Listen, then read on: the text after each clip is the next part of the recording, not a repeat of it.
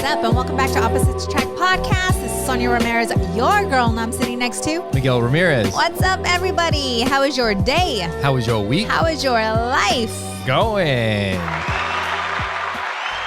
Make sure you guys go to our website, oppositesattractpodcast.com. When you guys go to our website, you'll see all the ways that you can follow the podcast there. You can follow all of our social media. If you're listening to it, you can watch the podcast on Facebook and YouTube. And if you're watching it, you can always listen to it on any of the podcast apps. And the best way that you can help out the podcast is by sharing it with somebody else. Share one of the clips. We put out clips every week, 2 clips every week. So there's been tons of clips that we've put out over the years. And just pick your favorite one and share it with somebody. Yes, yes. And ask them to like and subscribe and all that stuff. All that good stuff. Yeah. What's up, happening? What's happening, yo? You know what? I was going to ask you, like, what are we going to get into before we start the podcast? And then I was like, you know what? Into it. Fuck it. Let's see what happens. That's right. People ask if we prepare beforehand. No, never. Actually, no, that's not true. We do, and then we don't. We take notes throughout the week of stuff that we want to talk about. But it's not like we sit down and like, what are we... Usually when it's like, what are we going to talk about? That's like 2 minutes before the podcast starts. Yeah. And I'm like, why talk about it? Let's just get started. Yeah. Well, usually it's like, what are we going to start with? And then half the time we don't start with that shit anyway. Right. It's true, because I just go where my heart leads me to. You're like, you know what? Today I feel talking about. And it's always been that way with me. Even when, and some people say it's a good thing. Some people say, you know, that preparation is key. For example, tomorrow I have a speaking engagement. I was invited to speak at a single parents event. And though I'm not a single parent, I grew up with a single parent. Yeah. So they're getting a version of the child, right? The things that I've gone through, the things that I've witnessed. Yeah. Growing up with a single parent. And they're also getting, I'm taking Audrey with me as well. That's because I awesome. Want her to share our relationship, like our challenges, things that we've been able to overcome, how we have the relationship that we have now. Yeah. And I was preparing, because that's what people say to do, is to prepare. But it's like, I already have a good feeling. Like, I already know what's going to come out. Yeah. It's like, I already have a vision. I feel very confident with being in front of the room. Though I still get a bit nervous, but things just come very natural to me. Yeah. And what I've noticed in the past is that when I do prepare, it never comes from the heart. Do you understand? It's I was about to ask you that. Yeah. It's just... Like, have you ever had a situation where you prepared and it didn't turn out good because of... I got rid of the notes. Completely when I realized that I was more focused on what I was preparing to say, and I can tell that I wasn't connected, my heart, you know, like just being it. I don't even know how to describe it, but I ended up getting rid of the cards and then just.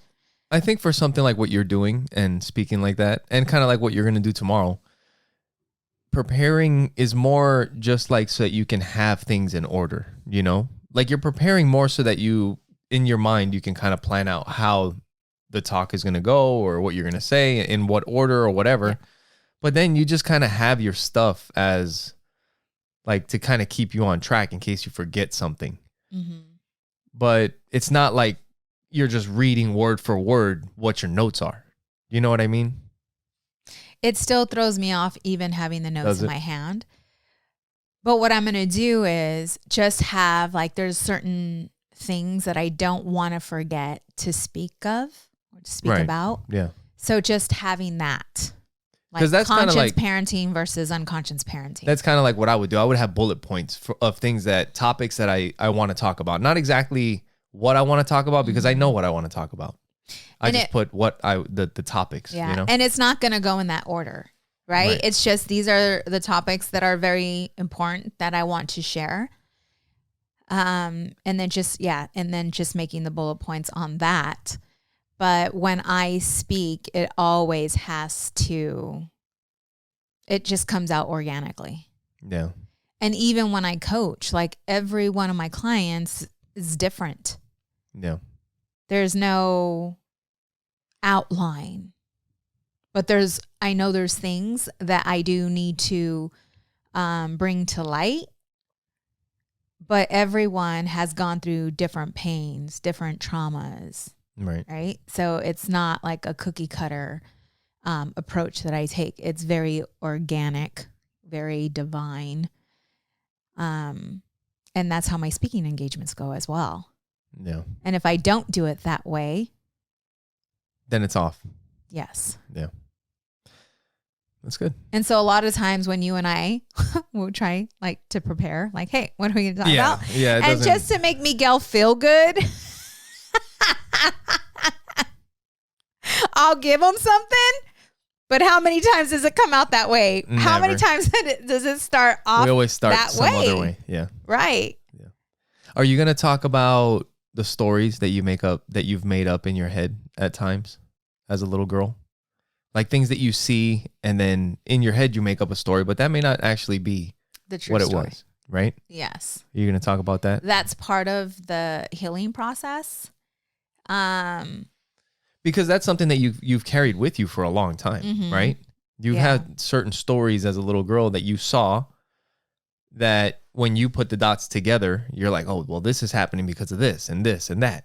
And that's why all of this is this way or whatever. But when you look back at it, you're like, well, that's what I made up. Like I put that together, but that may not be, that actually wasn't what it actually was. Right. Right.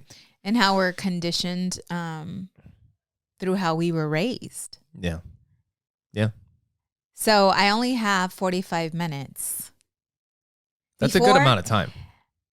Before. But yeah. That's a lot of time. Now it's like, dang, I was hoping for an hour. Well, if you're doing stand-up comedy, that's a lot of time. Yeah. But if you're talking about a topic that you know about, right? You know, that's, yeah, like you said, there's so much that 45 minutes in with that. You'd be leaving stuff out, you know? Right. You need so more time. that's my challenge is that.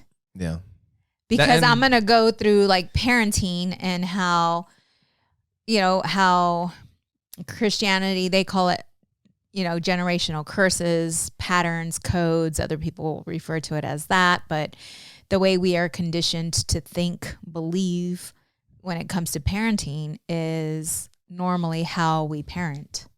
So you have 45 minutes? Yeah. And you're just going to go for it? No, I can do it. No, I know. But it's all just going to line up perfectly. Like it is. Yeah. Yep. See, I couldn't do that shit. Soul to soul conversations. That's what it is. I couldn't do that shit. Right? No, like I'd be like, all right, there's 45 minutes. This is what we're talking about. Like these are some serious topics. The first 15 minutes, we're going to talk about how we grew up. The second 15 minutes, we're going to talk about this and that. And then the third 15. But then at that point, I also start, okay, so now, but no, I need more time for this. So maybe 10 and 10 and then 25. Oh, that gives me anxiety. Just listening to you gives me anxiety. Dude, but then at least, like for me, that's how I feel like shit's going to get left out. Yes. Like if I don't have it where I know that I need to spend more time here than I do with these other things. These are the things that I really need to talk about. Like I have to go through the shit in my head. Yeah. See, and me, I trust me. Yeah. And whenever I trust me, and I know, it's like connecting to my soul. It's going to be soul to soul conversations. Yeah. It's going to be my soul speaking to their soul. Yeah. And it has to, cool. And it will come out organically because whatever needs to be said for those that are in the audience is going to be said. And I know that without a doubt. Like I'm excited. I'm not nervous at all. I'm excited about it. But I'm sure once I get it's not a nervousness, it's an excitement. Yeah. Right? Before I was like really, nervous when I first started speaking in front of the room, but now it's just, I'm excited to do it because I know that I'm there to serve. I'm there to help. Yeah. So, and then to have Audrey there witnessing. That's going to be really being cool. part of it. And she's just going to go. I'm going to ask her questions. She's going to go with me and that'll be just good. ask her questions so that they can hear her side, and how things that we've done in order to get our relationship where it's at now. Yeah. The communication. That'll be really cool. And I'm going to read the story or the letter that I wrote to her when I realized I was parenting from fear, right? Because a lot of us, we parent in a manner not knowing that we're parenting in that way in hopes of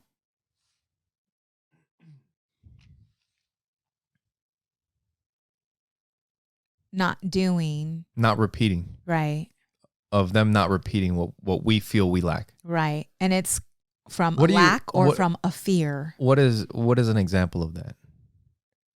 Well, like me, growing up, I didn't think that I was smart because I didn't learn like all the other kids. I was a kinesthetic learner. I didn't start learning until I started doing the work. Right.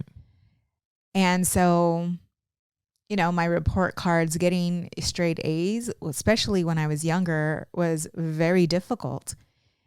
And so the false belief came when I would see the report card. And all my other friends were like, oh, I got straight A's, right? And here I am. And that just reinforced I'm not smart enough. So when we had Audrey, and this was something that I was living with the 45 years, because it just came to light a year ago.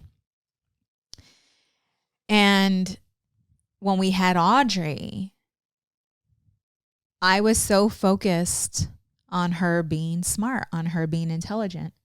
Because you felt you weren't. Right. So her listening, classical music in the belly, classical music when she got out of the belly. Bootleg, your baby can Baby read. Einstein, bootleg. Put her in preschool at the age of 3 or 4. We had someone coming to the house. Remember? And it's so it's so crazy because I listened to this book that talks about the countries that have the shortest summer breaks have the smartest kids. They test the highest. They can read. They had their literacy rates are the best. Right. But then at the same time, you look at what's being taught in schools, and it's there's a bunch of bullshit. It's kind of it's almost like a waste of time, And it's they're gonna be in school for such a long time, and we're gonna start putting them in. Now when they're freaking 3, from the time they're 3 till they're 17, it's fuck that. Just put them in when they need to start. Not all super, let them have fun. Let them run around and play and learn shit that way. But it's what's the right way? Exactly. So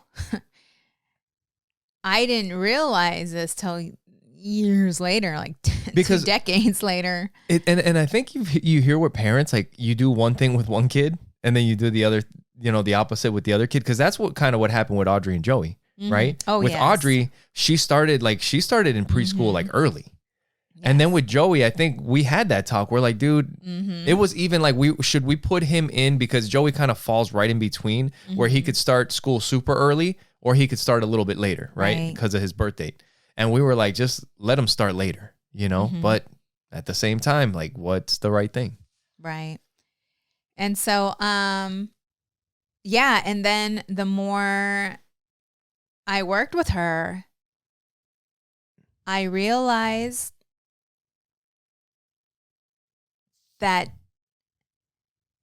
and I didn't know this then, but when she would do things, or when we would struggle with her with homework, that fear was oh, she's like me.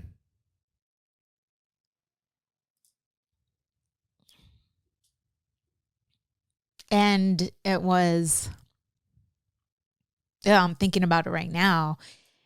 And just, what can I do? Like, what can I do? What didn't I do first? Yeah. I thought I did everything I could, but she's still struggling. Because she was our first child. Like, I didn't know, like, this was just a thing. Yeah. That parents go through. The phases. You know? And then it took me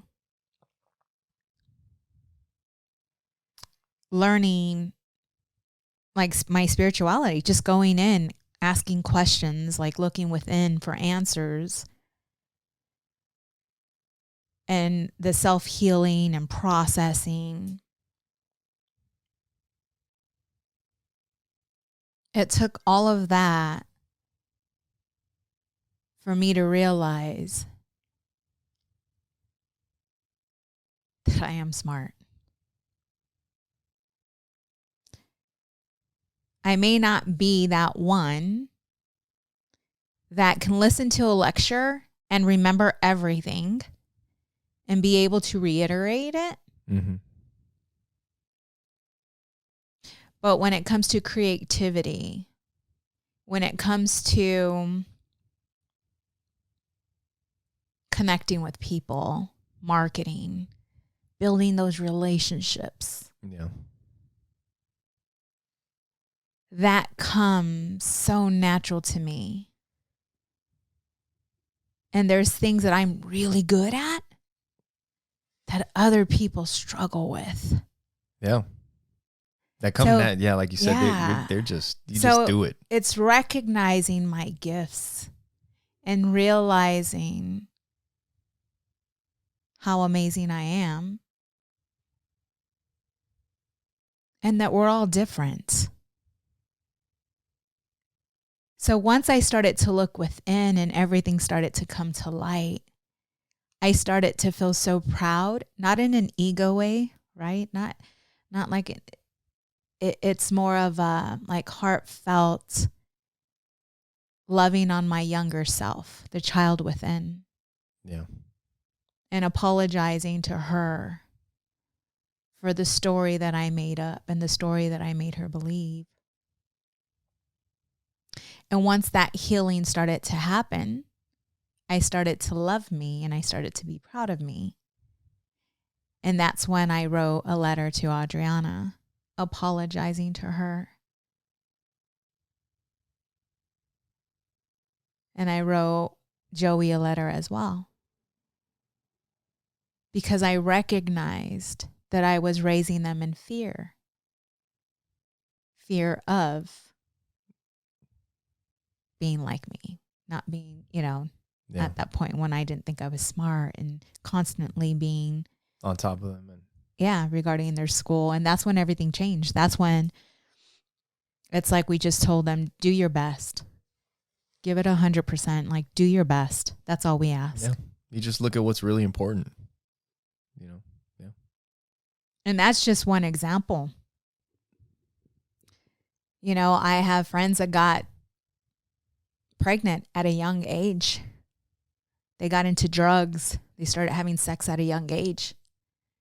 And they are so strict with their kids because of it. Because they're so scared that their little girl, that their daughter is going to do the same thing that they did. Yeah. Yeah, that's always kind of felt like it's always felt to me like it would backfire. Like any time you try to just like control something like that, it's going to backfire. Because you're not oh man, that book, the book that I'm listening to, The Demon Haunted World, it's about like science and how like the role that science plays in the world and all that kind of stuff. But it talks about a lot of different things. But one of the things that it mentions is the problems that come when you don't take things for what they are. When you try to change it and make it something that it's not. Like the reason for this is this. Well, that's not actually the reason. Or when you're not living in reality. And this is the same type of thing. It's like you want to keep these kids locked down. And it's like, guess what? The real world isn't like that. And if you do that, there's going to be consequences. Exactly. And the consequence is exactly what you don't want. Right. You're going to get exactly what you're trying to avoid.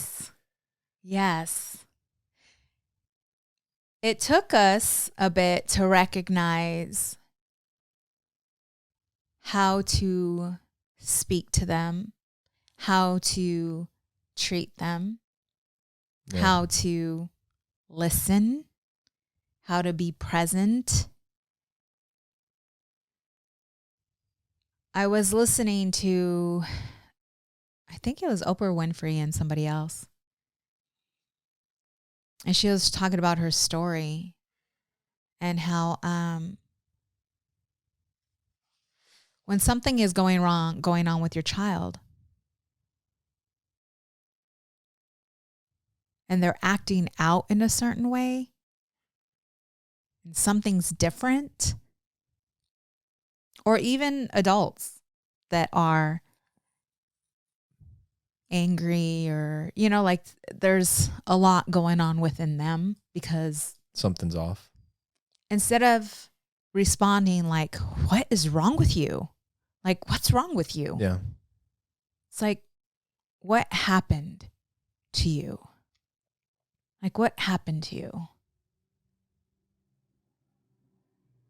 Because the reason why we act out it's like a lot of times is because something happened. Yeah. It's like instead of taking it personal, like being more thoughtful. And trying to think about why are they acting this way instead of like, why are they fucking talking to me that way or something, Right. It's and like, seeing the child within them, because we are all hurt children within. Yeah. Until we go through the healing process. And we don't even recognize it. We think that we are just the way we are just because, or we blame and accuse. Yeah. Versus really asking yourself, why am I this way? Like, what happened to me? And taking time to go within. Because the answers and everything that we're looking for, we're looking outside of ourselves when all the answers lie within. Damn it. I was just listening to this video about silence. Oh man, I wish I could freaking remember it. Because now that this is like the second or third time that we've been talking that I've been thinking about it. But it was about that. Yes. It was about this guy. I don't know if he met like a monk or something like that. And it was just something like the lesson that he was trying to teach him was just silence. He's like, just to sit in silence. And then when something, just sit in silence. And he's like, and all your answers will come. And I can't remember exactly, but that's all it was. During our podcast, even now, I listen to the silence in between the words. But that's where all the answers lie. And so many of us are so scared to be alone. People confuse loneliness with being alone. How? Because a lot of times if you're alone, you don't have anyone. There's no noise. There's no this. There's no that. You're not lonely. You're just scared to be alone with yourself. Yes. Yeah. Because you can't handle the thoughts. You can't handle the emotions that the thoughts create.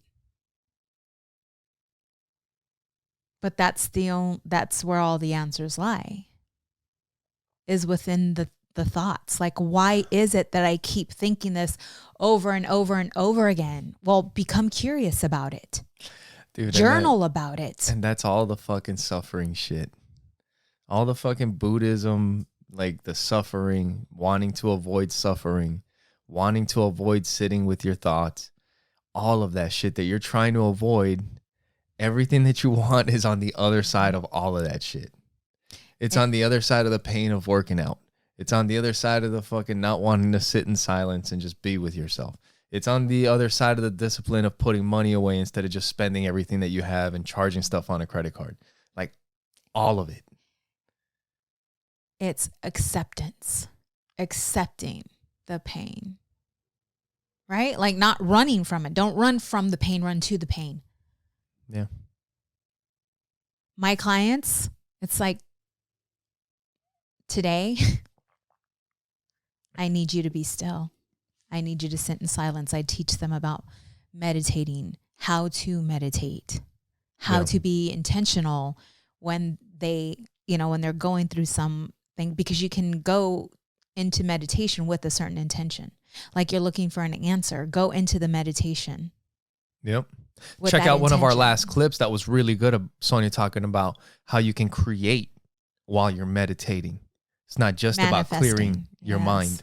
She manifested and created our reality, our future that fuels what you need to actually go out there and do that. It has to become real within. Yeah. And I never understood manifesting. What do you mean? Wishing upon a star or what? Yeah. It is weird. Like that is the crossover between the fucking spiritual shit, because there is something about that can't really be explained. But I don't associate that with God or anything spiritual. Like that's just, it's almost, I guess if you want to kind of make it sort of like in a scientific way, it's almost how a gazelle is just a little bit faster than a freaking tiger or whatever. It's like because it's because they have to be. The ones that aren't get ate. So they keep it's the survival of the fittest. You know what I mean? So the fastest one keeps reproducing, they keep having the fastest offspring. And it seems like if there is something that you want, like to really have success at something, you have to see yourself doing that. If you can't see yourself really doing that, it's going to be tough. Do you want to know what the secret sauce is? You got to do the shit. What? It's not just visualizing it. It's attaching an emotion to it, a feeling to it. These vision boards are wishes upon a star. Yeah, it's a step. Until you create a document. I do this with my clients. I am love. Right? I am patient. I am kind. Just all these things.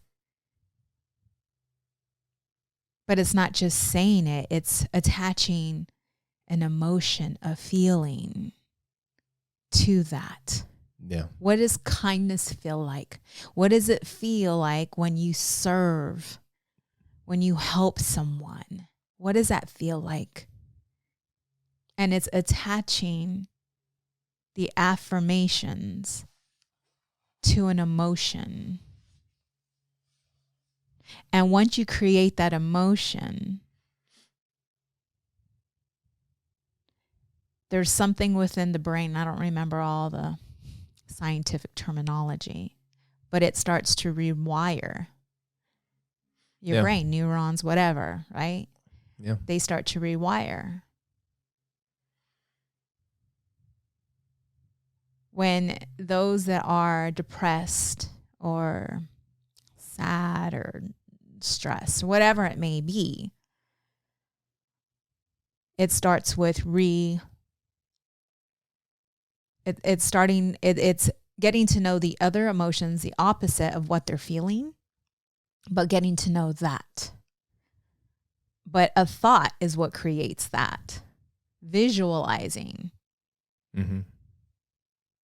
So like with my clients, if they have shut down their hearts, right? Love, trust, And what I do is I help them to connect to that emotion by having them think of an event, a past event that happened, whether it was giving birth to one of their children, or, you know, a puppy, something that has brought them joy, or an event where they felt loved.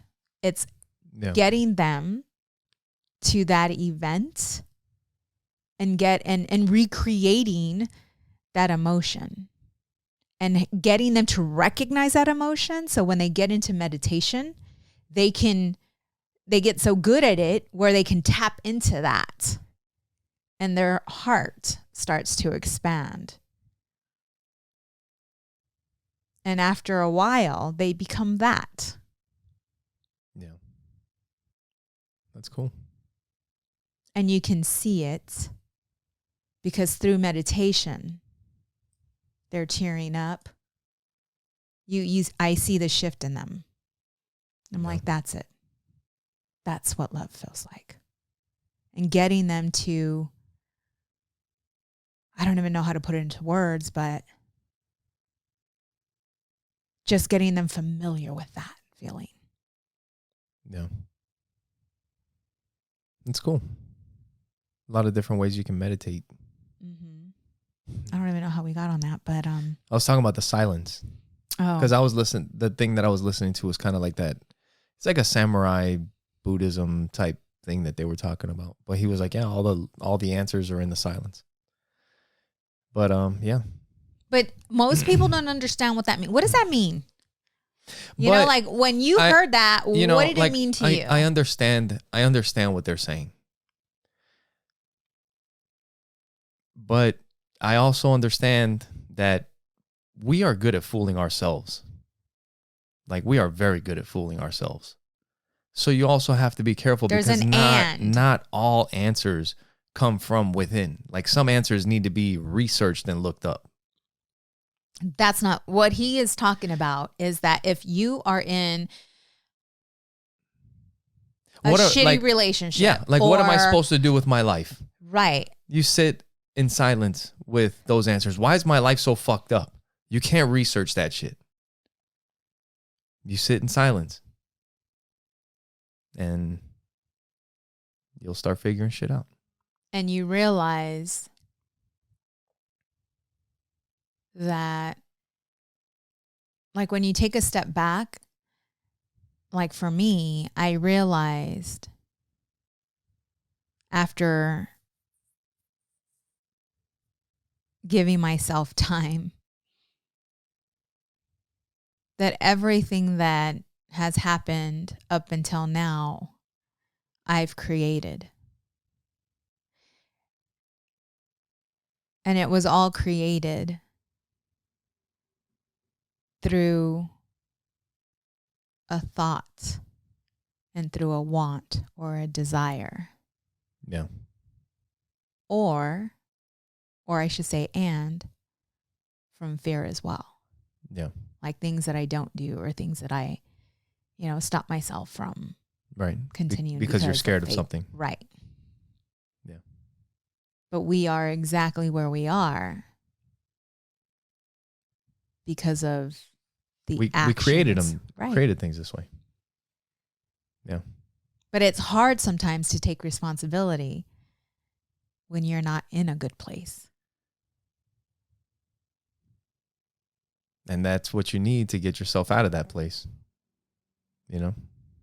Like, yeah.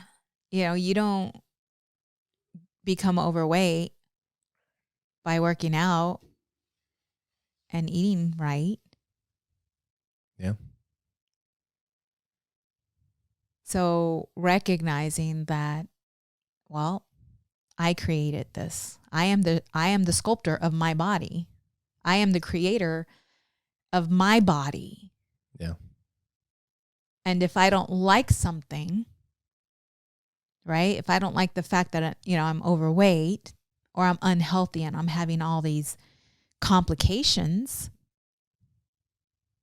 well, I just got to make a change. Yeah.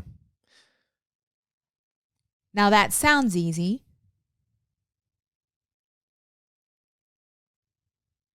Right? I just got to make a change. But if there's an underlining pain, as a little girl, you were overweight. They called you gorda, which is fat girl, fat. Yeah. Growing up. You go to PE. They weigh you. You're overweight in front of everybody. And your entire life, or, your childhood, growing up, you were that chunky girl. Yeah. And we're teased and all this other stuff, right? You will lose weight when you make the decision to lose weight. You will get healthy when you make that decision, but you will always revert to being that chunky little girl. You'll always forever have a weight problem because you haven't healed a little girl that's been hurt. Yeah. People wonder why they always feel like they take one step forward, 2 steps back. And that's why there's something there that is not healed. There's something there that's causing this pain, that's causing you to trip up every time. That's funny. Yeah. It's funny because that's what I do for work.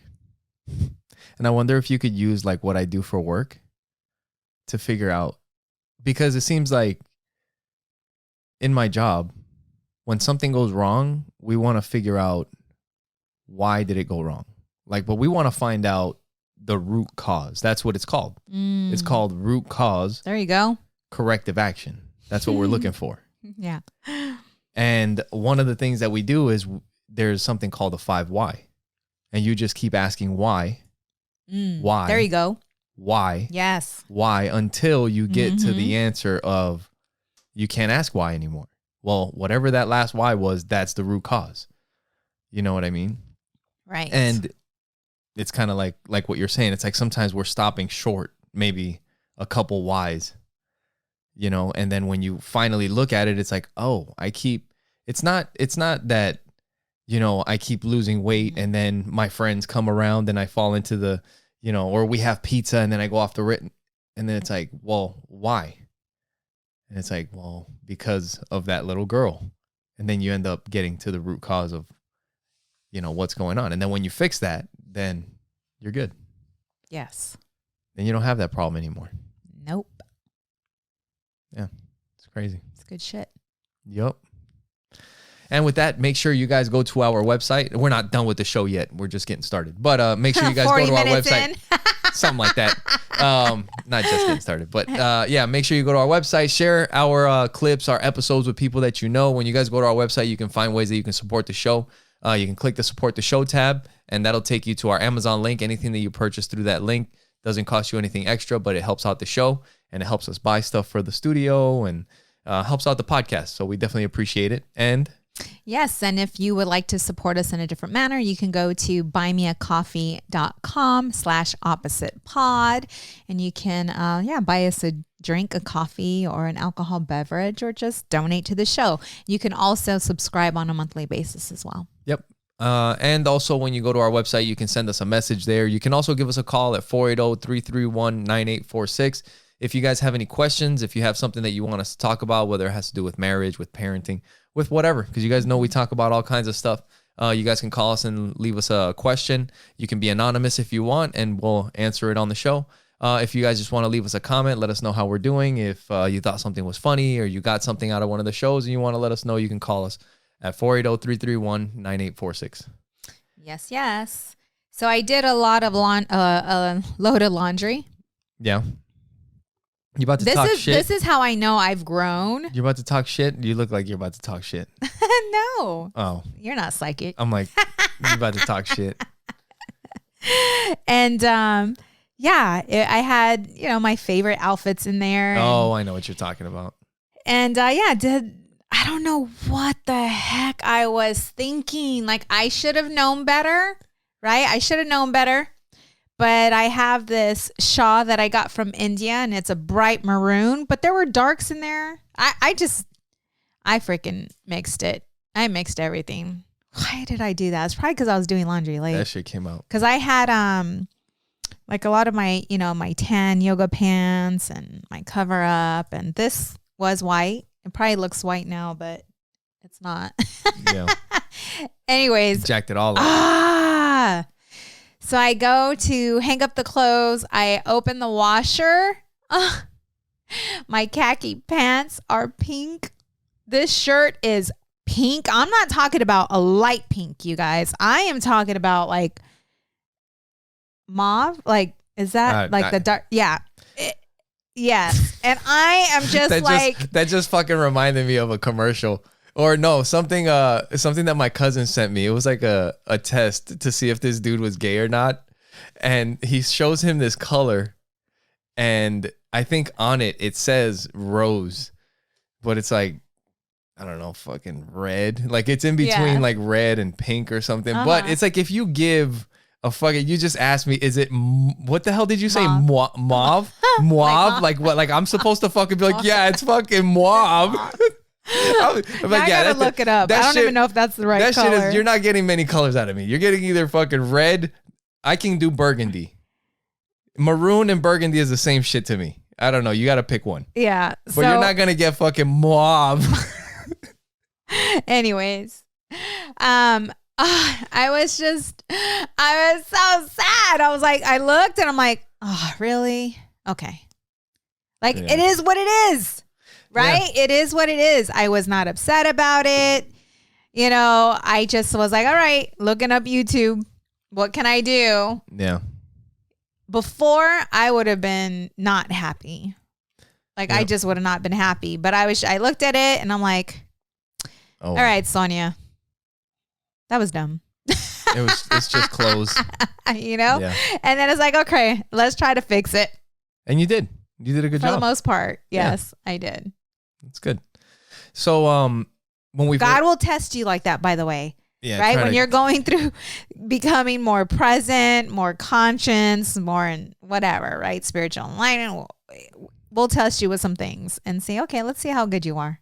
Let's test you a little bit. Yeah. Let's see how you react when I turn your clothes pink, your favorite clothes. No. Yep. Let's see how you're going to respond when your kids break your favorite vase. It's a growth opportunity. No, for reals. And so I've been just like with our dog. Our dog is currently on steroids for the rest of her life. Jeez. And we're having to give her pain pills. She's only 4 years old. She has arthritis in her knees. She has hip dysplasia. And so I've had to pick up my rug and throw down some pads. There's times where I'm having to mop every day, clean up mess. And it is what it is, right? It is what it is. But when it first started happening, it's like I didn't feel anyway. It's just, okay, let's clean it up. Yeah. Right? Yeah. Yeah, at this point, they are growth opportunities. I got a fucking growth opportunity this morning when I fucking woke up and went downstairs, a big old turd I got to fucking pick up. Be like, ooh, let's pick this piece of shit up and get our day started. I'm like, fuck. But whatever. It is what it is. But what's up? Today, when I was making brunch, Audrey was in there with me. And you were in the kitchen for a moment. And you were talking to me about how you felt about working out. Yeah. Yeah. And it's not something that Miguel enjoys doing. And so you're in there and you're just like, oh, I need to stop this. I don't know why I always do this to myself. And you're just like procrastinating with him, but you're going to do it. So why are you torturing yourself with this? I'm just making it worse on myself. I talk about, I do the shit that I say not to do. I fucking torture myself, but I will fucking do it. And so there you go. You go outside and I'm outside and I'm preparing, the food. And I look up. And I'm almost dying. And I'm just watching you. And I tell Audrey, I'm like, do you know that your dad doesn't enjoy working out? I'm like, he hates it. I said, but look at him. I'm like, he has so much self-discipline. I love that about him. And she just looks at me. And she smiles. Thanks, babe. Yeah. That is, I was fucking torturing myself today. I told you. Actually, let's talk about what I told you yesterday. So today I have off. Every other Friday I get off for work. But for some reason, yesterday I thought was Friday. And in a way, like it was a good thing and a bad thing, the way I saw it. But in the moment, I was thinking about working out. So yesterday I was getting my workout in and I'm thinking that it's Saturday. Or no, I'm thinking that it's Friday. So I'm like, all right, it's Friday. I already got my workout done for Friday. I got one more workout left for the week. I'm going to wake up early on Saturday, tomorrow morning, and knock that shit out. And then I'm done. I got all of Saturday, no workouts to do. All of Sunday, no workouts to do. And then Monday. And then I was like, it's fucking Thursday. I'm like, fuck, I still got to work out Friday and Saturday. And I was like, shit. And I got to witness all of this. Oh, God, I fucking torture myself. Hey, I want to ask you how you feel about this, because I do this to you often, or I don't know if I should say often, but when I realize I do that often, and your butt. But no, like we will be sitting down, whether it's during dinner, just we'll be together. And I'll look at you and I'll ask you, where are you right now? So what's your question? Does it bother me? Or does it help you? It doesn't anything. I mean, like the other day you were saying something and you asked me and I thought you were thinking that I was thinking something else. And I was like, that's whatever you're thinking, I'm thinking is probably not what I'm thinking. Right. But do you know why I do that?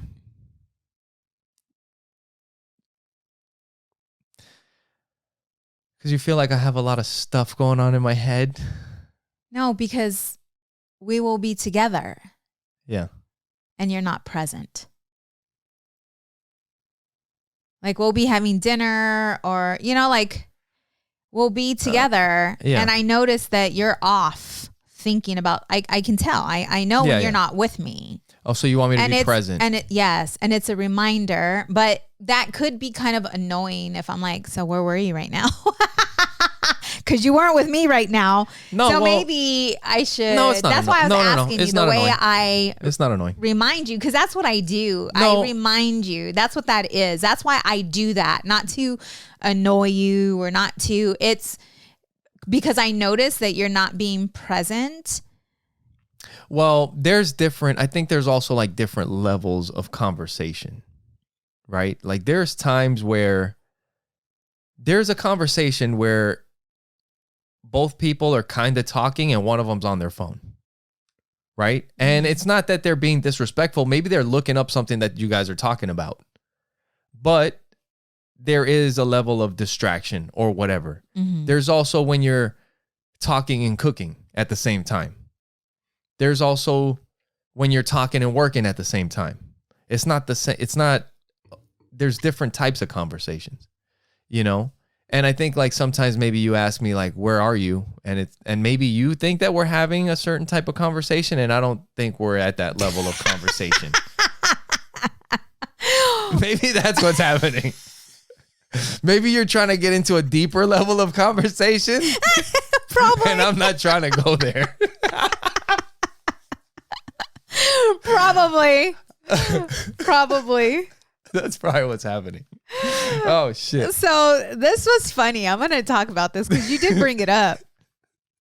Oh, man. But the other day, I'm in the kitchen cooking and you're on the table. You're at the table and I stop what I'm doing. You're like, have you ever thought about the universe? I was like, have you heard about the aliens? Like, I ain't trying to do all that right now. And I am just looking at you. It's not just looking at you though. It's like I'm in this state of like, I'm just feeling love, like just piercing my soul with your gaze. And I'm looking at you and, just connected to you.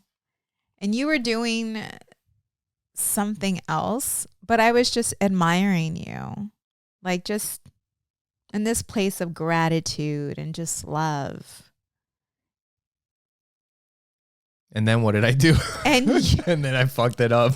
Yeah, you did. What did I do? Babe, you just mentioned it. Like you thought okay. I thought that you were is that what it was? Thinking something else or doing something else. You just said it. Yeah. You just spoke about it. What it was is that you were like, where are you at right now? And I was thinking, well, this weekend I've had a bunch of shit to do, right? Yes. And it's like, okay, we need to put protein bars on the Costco list. Got to kill the fucking hornet's nest that's on the second floor. Oh, this is what it was. You know, and it's like I think you're like admiring me or some shit. And I was like, I got a list of shit that I'm trying to do in my head right now. So I have full like I am trying to, I was looking at you and there were times where you were looking at me and then you would look away because you were thinking of shit that you had to do, but I was being present with you. Yeah. And you were not like being present with me, but it didn't really matter to me because it was me enjoying your presence at the moment. But like and I said, I don't then think you looked at me because you saw like I was really locked on you and you're like, oh shit. What? I'm not thinking what you're thinking. Like you said some shit. That's a fucking typical husband response. Like I catch you looking at me like, oh shit. I fucked up. And you're like, what? And you're like, I'm not thinking about what you think I'm thinking about. Whatever you think I'm thinking, that's not what I'm thinking. And then you go off on the kids, on what the kids are doing, or I don't know, whatever you were thinking about at the time. And I looked at you and I said, baby, I'm like, I was just I told you that. Yeah. Like, I was just like admiring you. I was just loving on you. I had told you something like that. Yeah. Well, what you were saying earlier, you were like, I don't know if you say like, does it get annoying or like, what do I think when when I catch you looking at me? I continue, like just I remind you at times, like, hey, where are you right now? Kind of like, hey, we're having dinner as a family and you are somewhere else right now. Yeah. And a lot of times it's after you came back from jujitsu. Well, that's different. Or in your mind, I'm just like trying to help you to be present. Like you're done with jujitsu. We're now having dinner as a family and your mind is over here working on jujitsu moves. And that happens a lot. Good. I'm glad you brought this up. I think I might have talked about this last week too, but I don't think that there's anything wrong with that. Because there are times when I'm present and there are things that I'll miss. But a lot of times you get things after, like with jiu-jitsu and stuff like that, and anybody that practices it. And also, anytime you look back at anything in your life, you're going to get things from it and you'll learn things from it. You go through a project at work or you go through some business thing that you're doing. When you go back and sit back and look at it, you're going to learn things from it. And when you're trying to, the times that I'm not fully present when we're sitting down eating, a lot of times it's when I have something serious that I'm going after. And I don't think that's wrong. Because there is nobody that has ever achieved anything that was not unreasonable, that it was not that way. give yourself time to reflect. It doesn't. No, if you practice jujitsu, babe, if you were to do it, you would understand. Because there are the moments. There's something about the state of mind that you're in when you're done. For the next few hours, it seems like that. And in that moment, all you're thinking about is what just happened. Yeah, that's true. Because most of the time, like when you get home, it's like we're having dinner and you just got home. So yeah, I can see that. And that's where you're replaying everything. Oh, I should have did this. Oh, that's where I fucked up. When I did this, I could have done this instead. I ended up in that position because I fucking didn't do that. You know, like it's like and like I said, when you have, okay, if there's nothing going on and you're just kind of trying to stay in shape and not get old and fat and you're just kind of going to jujitsu and learning how to defend yourself, cool. Then when you're coming home and having dinner, it's not that big of a deal. You got choked out or whatever. But when you're training to compete, your mindset is going to be different. But even when you're not competing, you're in that mode. But most of the time when I do bring it up, you're like, I'm sorry. Like you'll snap out of it. Yeah. Right. And that's just, and me as well. Like if you've noticed, if you see that I am not being present, I would also appreciate a reminder as well. Because there's times where I'm doing multiple things at once. And there's times where you're talking to me and I am somewhere else. And instead of just walking away and saying, and leaving me, I would prefer that you be like, hey, babe, where are you right now? Like, I would love that because it's helping me to be present. It's helping me to get better. Yeah. And if I'm working on something, I tell you. Yeah. Like, I'm studying or whatever. I'm reading right now. I can't like listen because I can't. When I'm studying, when I'm reading and I'm trying to get something, I can't have you talking to me, the kids. I can't. Like when I am studying, and I already told you, like I'm a kinesthetic learner. I have to be, in order for me to get it. I think it might have something to do with these levels of communication. I just made that shit up. But because like what I'm trying to tell you, in my mind, doesn't take more than like a level 1 of communication. That's like where you could do like 2 other things and kind of fucking hear whatever the other person, because it's not that serious. I'm like telling you some bullshit from work or whatever.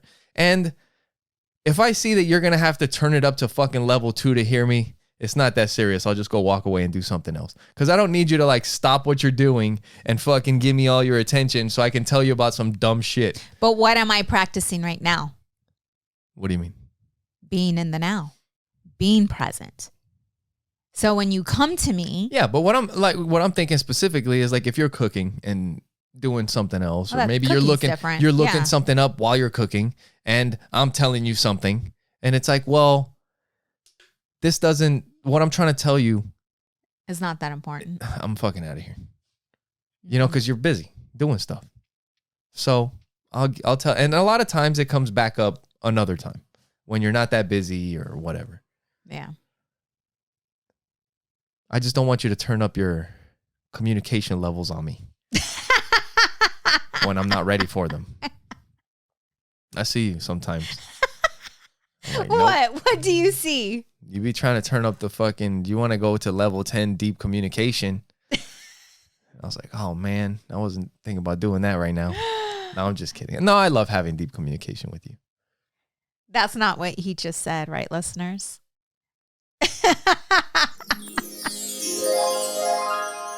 No, we have really great communication. Dude, I was gonna talks and all that kind of stuff.